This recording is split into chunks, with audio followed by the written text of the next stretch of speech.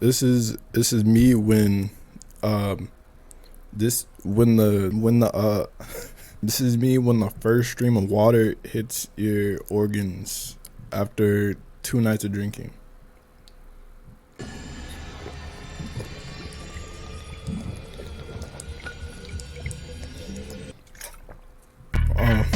I'm a fucking alcoholic. Shout out to the US Army. Yo, what's good, niggas? It's jokes older than granny pussy. Welcome back to a brand new video. Before it starts, I'm gonna need you to smash that like button. No, I'm just fucking playing. I will never be that nigga. I'll probably sell out in the near future, but I will never ever be that nigga. I want to say real quick before the video starts, thank you for taking the time out of your day to watch an 11-minute and 50-second disaster. I think at the time of this recording it hit like fucking 300 views. Damn, you niggas really liked that shit. That shit was ass. That shit was dog shit. Oh, I'm using a dirty ass sock as a windscreen, as like a fucking like wind cover. What am I doing? Thank you to everybody who engaged with the video in any way. Fucking liked that shit, commented, shared, and thank you to the freak ass niggas on Instagram who texted my DMs. Your restraining order is pending. I watched the worst horror movie, no, the worst fucking movie of all time. That's just it. It was just fucking ass. 2023, I don't know what it is. It's not great for movies at all. I'm also gonna like try to decorate the room a little bit. I got this shit. Oh my god.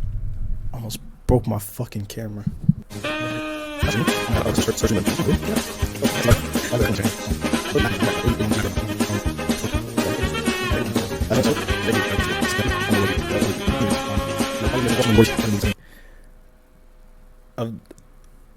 So yeah, I do say this movie is fucking terrible, but you know, then that begs the question, what makes it so bad? Is it actually bad? Because it's really just opinion based at the end of the day. Some would argue that the film industry is lacking in some type of creativity, lacking in quality and shit like that. I would semi agree. It's been bad. There's been a lot of like recycles, been a lot of reboots, remakes. It's just lazy in general. I don't know. Others would also argue that Gen Z and with TikTok and bullshit like that people are slowly losing their retention.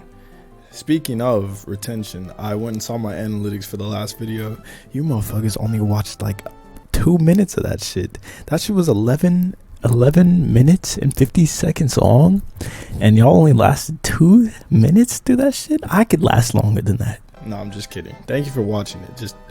I'm joking. So I'm on both sides of the fence. Viewer retention, a decline in quality and creativity in movies. Those are both factors of why movies in the recent years have been ass. So let's break down this one, the most ass of all, in my opinion. I rarely watch horror movies, and I think this one is gonna be like the 13th fucking reason why. Like I won't watch it at all.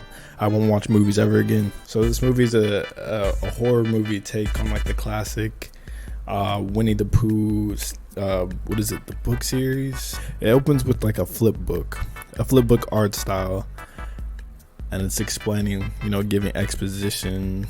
If like me, you haven't seen that shit in like 15 fucking years. Yeah, it just shows Christopher Robin and Winnie the Pooh, Eeyore, Piglet, blah blah blah, just bullshitting in the forest, right?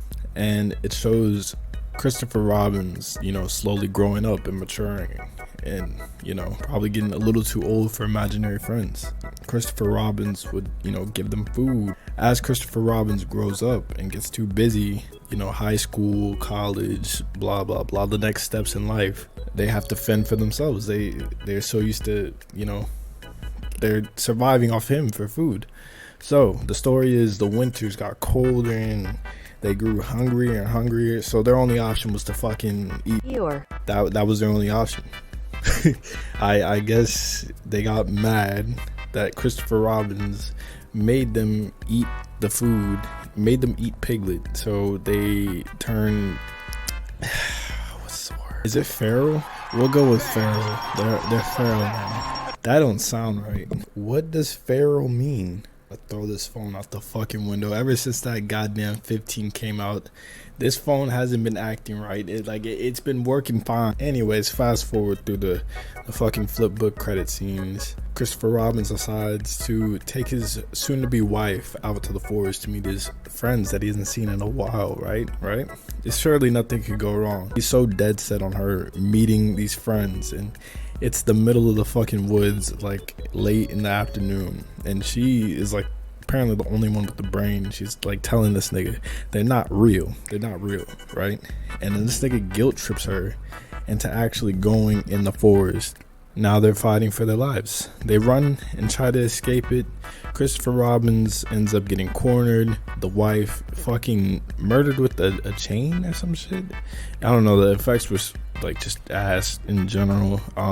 No real build up to it. It wasn't like shock, like oh no, you know, like Christopher Robins gets taken, abducted, kidnapped, whatever you want to call this shit, and the real movie begins. So we're introduced to a main cast spending the week in like a Airbnb type thing. They're fucking British. I don't know why I decided to add that, but yes, they are British. One of the friends is trying to like get everybody to go on like a weekend escape from phones. Oh wow, the plot just doesn't get any better. Like they don't have any communication with the outside world. What could possibly go wrong, right? Yeah, one of the girls is actually a porn star. I accidentally found that out. I was looking her name up because I was trying to look at the cast and shit. I'm really trying to find the good in this fucking movie. The script is ass, the acting is ass, casting is ass. None of these girls really like make me give a fuck about them before they die. I feel like if there was just like a more professional type cast, you know, like some big names, maybe a better film company, like fucking if A24 chipped in on this shit, I feel like that shit would go through the roof, because the plot itself, it has potential, right? I just felt like it was in the wrong hands. That's like how people can get famous, right? But people like Sexy Red get the fame. Yeah, it's like, you know how some movies are like so bad that it's like you actually have to enjoy that shit. Like it's actually like it's fucking good. Like Mr. Bean. I find myself unironically watching Mr. Bean every now and then. Where is Killer Bean? Killer Bean? We put his ass in the slammer. Wait, who are you? Let me put it in a language you can understand. Oh, so sorry. No charm in here. You deliver. Wrong place. Gun to the back of my head.